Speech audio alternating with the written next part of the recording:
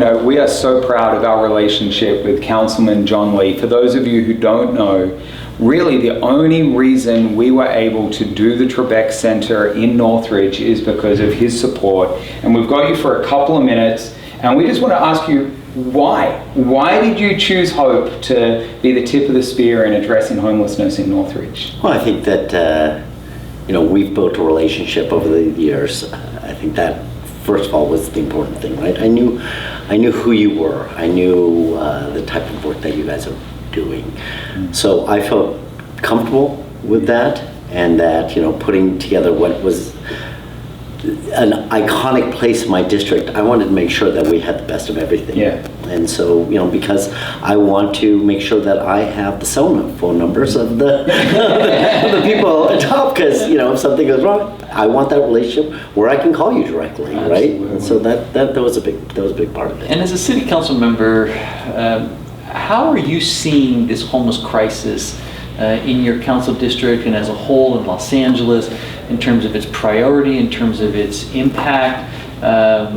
What are you seeing as a leader? Yeah, if you're not talking about this as your number one issue here in the city of Los Angeles, then you obviously have lost touch with the reality and with the world around us. You can't, in my district alone, 5 years ago, 10 years ago, this wasn't an issue in my district, right? Now this is an issue throughout the city of Los Angeles. Doesn't matter where you live. So it's something that we're constantly trying to have to take a look at how to address it.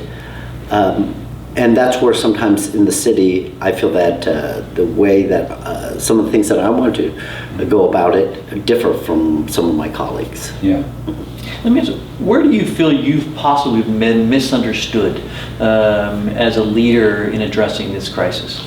Well, I think that because of my positive relationship with LAPD and how I believe that we need to be trying to do whatever we can to help people get off the streets and into some services that they desperately need. Right. Because I've talked about that, and even law enforcement being any part of that automatically means that Councilman Lee just wants to criminalize them, right? He wants to arrest all of them, and that couldn't be further from the truth. I want to try to help people get off the streets. Yes. I want to help them try to get into the services that they need. We've talked about this over and over again. Whether it's drug addiction or mental health services, it's important that we get them sheltered and start. And I would say also, you want the right solutions, not just the quickest solution. I know I came to you with different projects, and I said, what about this project? And you were very gracious and said, Ken, you need to know I'm 100% behind you in your efforts. That's not going to be the best location, and you had very good reasons. And I'll never forget when we went to the Trebek Center, and I said, it was my third try, and I said, Councilman, what do you think about this? And I'll never forget when you said, this will work. This will work. I can get behind you on that. And that was powerful, because you weren't saying no to addressing the crisis. You were saying no to a solution that would probably create more problems than it would solutions. So we appreciate that level of I think that that's important for me. I try to balance the needs of my entire community, with the business community, homeowner community, the unhoused. But that location just seemed like the perfect fit, and I think that it gave us the size of the structure to have some flexibility of what type of services you guys could provide there. Obviously, we've joked and we talked about this, but that having mental health services, having employment services, having drug addiction, those are all aspects. If you're going to build something in my district, I don't want just rotating, or thing where people are in, Band-Aid, in, out, come back in. I want to see that we're trying to help everybody from that moment on, that we're really trying to get them a permanent solution out of the problems. When you originally look at that 60% number of what we because I've seen what he's done in other areas, and so I kind of had an idea that 60% might be that number of having beds to provide before we can start doing different things in the city that certain court cases have not allowed us to do. But then when we started moving along with different projects and try to make sure that the whole entire district was involved in this and not just in one community. As we started opening up different places or having plans to, that 6% number actually wasn't that scary of a number anymore.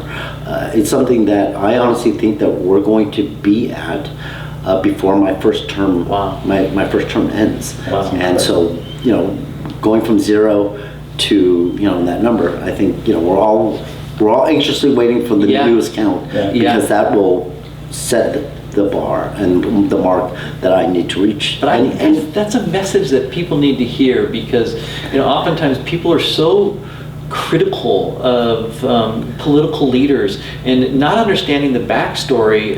You came into this there were no beds. And there were no plans for any beds. Right, because everything had stalled in the council district because of everything that had gone on. And you came in and basically had to start from 0 and had to create that inertia. And not only have you created it, you've got the ball rolling and you have vision to not only hit those numbers but exceed those numbers, and so that there can then be compassionate enforcement, so that all people are served well. In the Sure, and I think some people look at that 6% number and say like, oh, so you're going to hit that 6% number and stop. Well, if we see that by building housing that we're getting people off the streets and getting the help they need, I don't think any council member is going to say, nope, I've reached that number, I'm going to move away. If we feel the need that it's actually addressing the issues that we are facing here in the city, then absolutely we're going to keep moving along, trying to do things. But I've told both of you, I don't think we're going to build our way out of this problem. That's right. Okay, That's right. We have to figure out what that pipeline is. Whether it's our foster care system or foster youth. Unfortunately, we're seeing too many kids enter through there. If it is a drug addiction issue, if it's a mental health issue. Right. It's important for me, and what we're trying to do in our district is collect that data, because without that data, I can't, if I'm just saying something, I'm just making up, fact figure. I want to know for sure exactly what is the reason, how we can address those issues so that we don't, continue having a larger problem. We house more people today, every day, than we've ever had in the history of the city of LA, and every day above that number, people go homeless. Yeah. So we're not getting ahead right well, now. And I just want to say, as the CEO and our president of Hope of the Valley, we are so grateful for the friendship and the partnership that we have with you, and for the work that we are incredibly grateful. And we want to continue to be partners moving forward to make LA the shining city that it really always has been and needs to continue to be, and to provide people the emergency help that they need and the long-term solutions. So thank you for your time. Of course. And your energy, your effort, your passion, and your belief in this great city.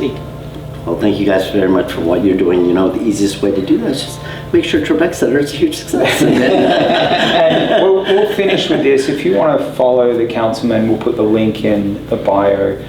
People are so quick to throw stones at government and bureaucracy, but I can tell you right now, one person who is making a difference is Councilman John Lee. We wouldn't have done the Trebek Center without his leadership, and we're really thankful for that.